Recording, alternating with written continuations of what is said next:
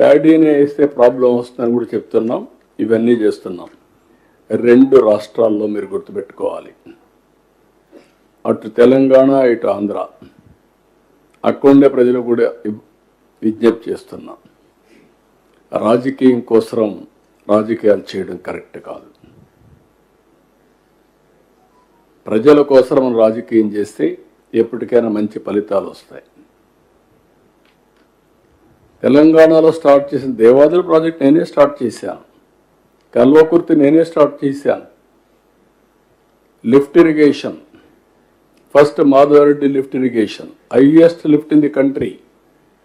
అది సక్సెస్ అయిన తర్వాత కల్వకుర్తి దేవాదులు స్టార్ట్ చేశాం. ఏదైతే కృష్ణా డెల్టా ఆధునీకరణ కోసం పెట్టి 20 టీఎంసీ నీళ్లు పొదుపు చేసి ఆ నీళ్లు చూపించి భీమా లిఫ్ట్ ఇరిగేషన్ క్లియర్ చేశాం. ఆర్డీఎస్లో నీళ్లు రాకపోతే ఆ రోజు జోరాల లింక్ కెనాల్ పెట్టి 40,000 acres ఆఫ్ ఇరిగేషన్ మహబూబ్నగర్లో ఇచ్చాం. ఇలాంటి అనేకమైన ప్రాజెక్టులన్నీ కూడా అక్కడ గోదావరి పైన ఆలీసాగర్,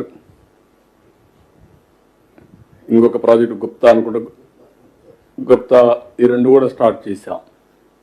ఒకప్పుడు హైదరాబాదుకు నీళ్ళే లేని పరిస్థితిలో మంజీరా నుంచి వారానికి ఒకసారి నీళ్ళు ఇచ్చే పరిస్థితి నుంచి ఫస్ట్ టైం 1 yearలో నాగార్జున సాగర్ నుంచి నీళ్లు తీసుకుపోయి హైదరాబాద్కి ఇచ్చాం.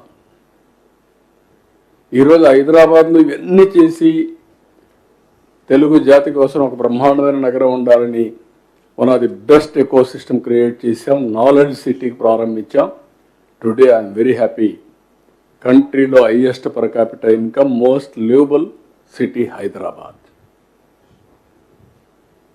ఇంక్లూడింగ్ ఔటర్ రింగ్ రోడ్ కానీ, ఎయిర్పోర్ట్ కానీ, హైటెక్ సిటీ కానీ, సైబరాబాద్ కానీ, బయోటెక్నాలజీ కానీ, ఫార్మా కానీ, స్పోర్ట్స్ కానీ, ఇన్సూరెన్స్ రెగ్యులేటరీ అథారిటీ కానీ, ఫైనాన్షియల్ డిస్ట్రిక్ట్ అన్నీ ఆ రోజు పెట్టినట్టువే.